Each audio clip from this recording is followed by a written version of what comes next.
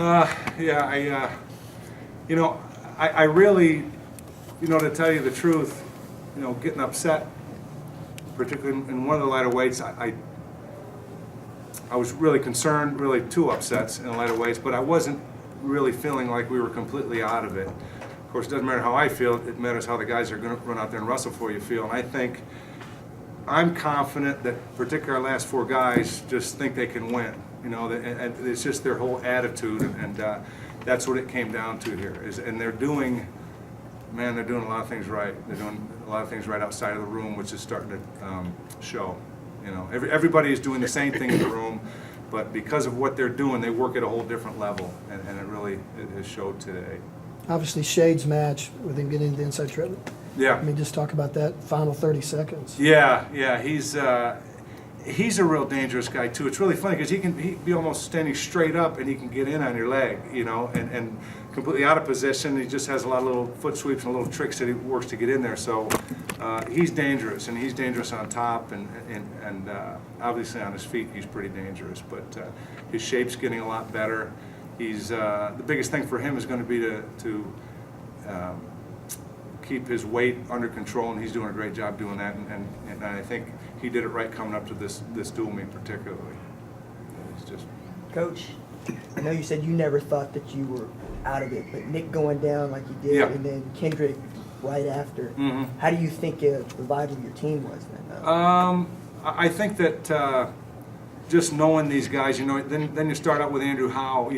Let's DeAngelis and Glass really did what they needed to do. They fought hard, and they kept us in that duel. I mean, they went out, and they went out with no fear. They got out there and wrestled. They just got out-skilled a little bit, and hopefully we can close the gap on those two guys going into the next Bedlam duel. But then you got Andrew Howe, who comes up, who is one of the hardest working human beings I've ever been around.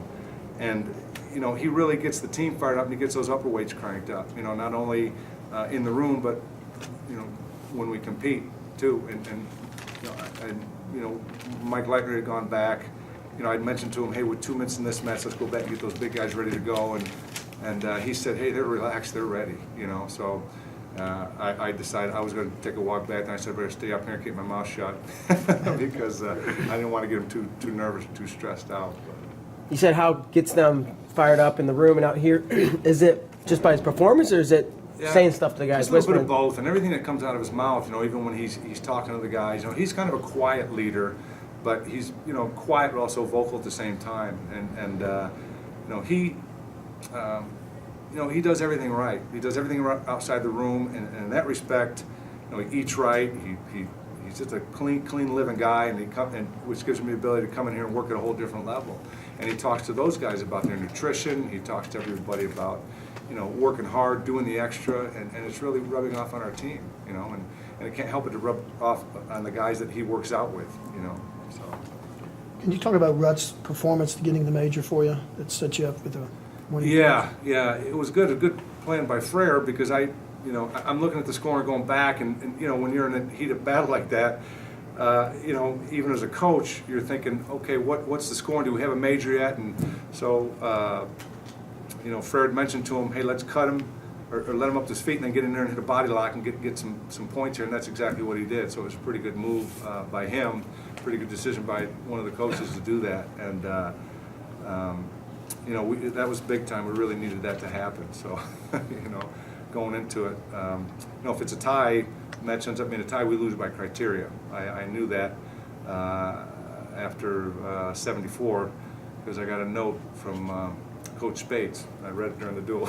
He said if it's a tie, it's going to go down to criteria. So he's still coaching from the side. One of the other neat things is that Stan Abel came up to me after the match, and he was literally in tears, and that was pretty cool to see. To see him and to make him happy, make all these fans happy, because that's one thing you're thinking. If we do happen to lose this duel, our marketing department has worked pretty hard on packing this place and working hard to get those people in here. And how hard is it going to be to get them to come back if we don't, win here? Because that's what everybody wants to see. Everyone wants to see us win. So,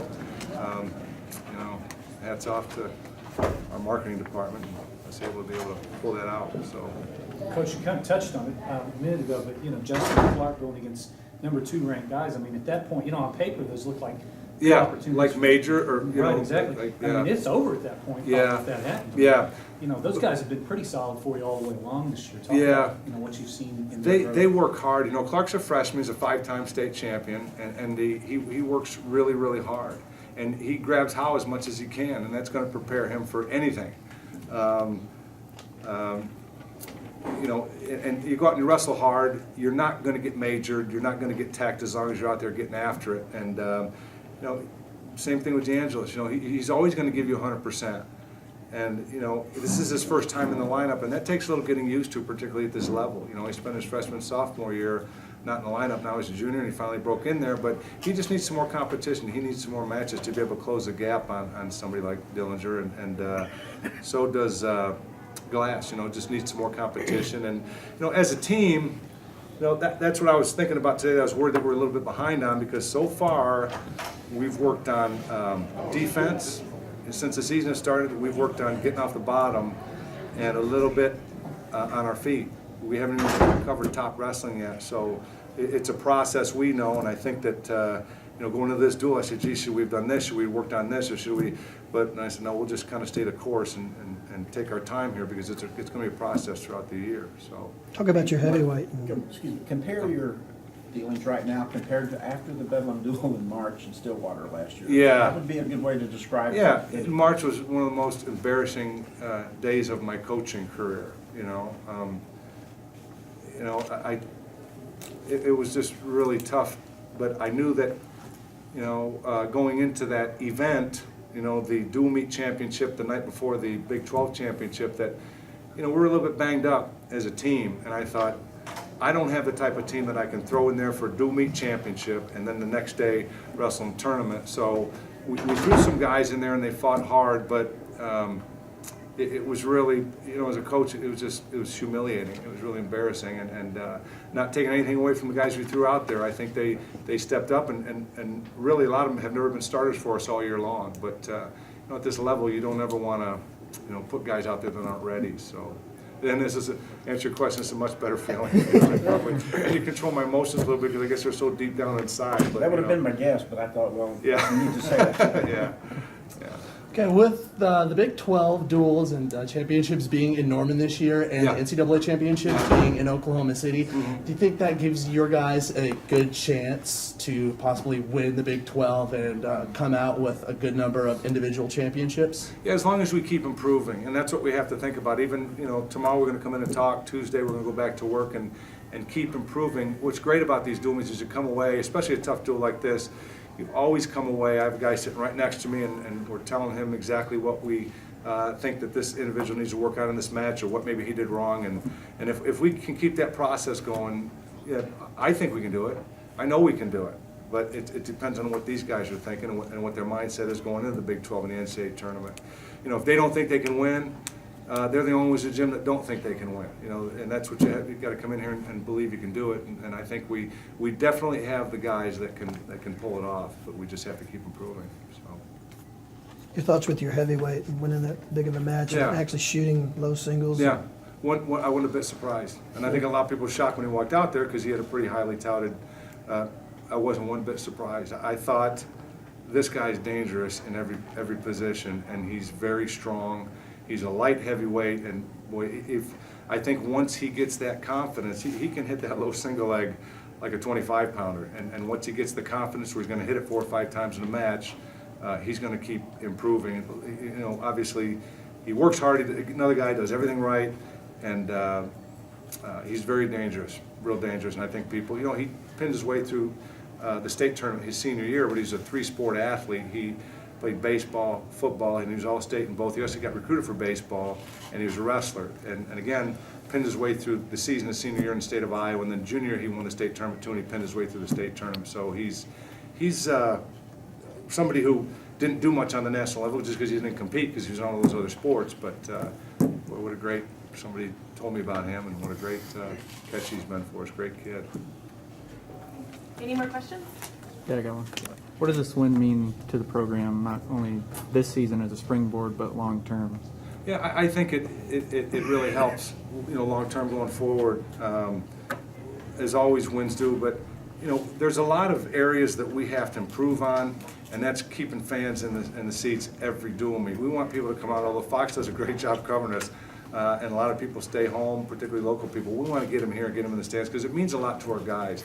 If you think that crowd didn't have a lot to do with us winning that dual meet, you know, you're nuts, because they really had a lot to do with us winning. The atmosphere, everything when we walked out there, and some guys maybe got a little stressed out by it, some guys just thrived on it. And we just have to keep filling this place and definitely improve in all areas, you know, in all areas of the program.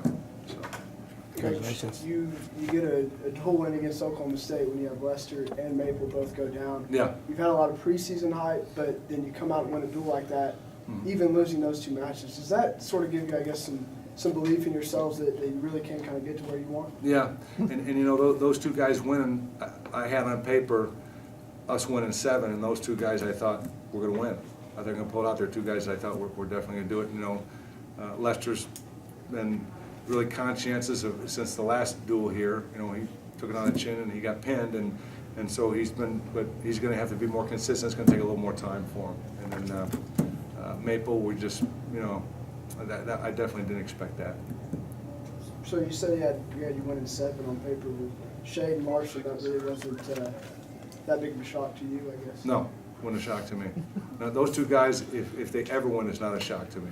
Those two guys have all the tools to beat everybody. They're really, really good, and they're young. They're both freshmen, and never surprised when those guys, because I think, you know, although the word's out on them now, unfortunately, we like to fly under the radar, but you know, you keep going back to your go-to stuff. Doesn't matter who knows what you do, you're still going to get away with it. You know, if you're expert at it, and they're a couple of hard-working guys. So. The concerns with Maple dropping a second match, you bumping up a weight. Yeah, no, because not really, because we know exactly what it is, and the thing is, I think he'll get it taken care of. You know, we know exactly what it is. We know exactly why he competed maybe last month or so like he did, and he'll get that under control. I'm sure he will. He's a winner, and here's another opportunity for him to prove that he's a winner, and so we're, you know, he'll be fine. Is there anything you guys can talk about, or? No, but it's I can tell you it's nothing terrible.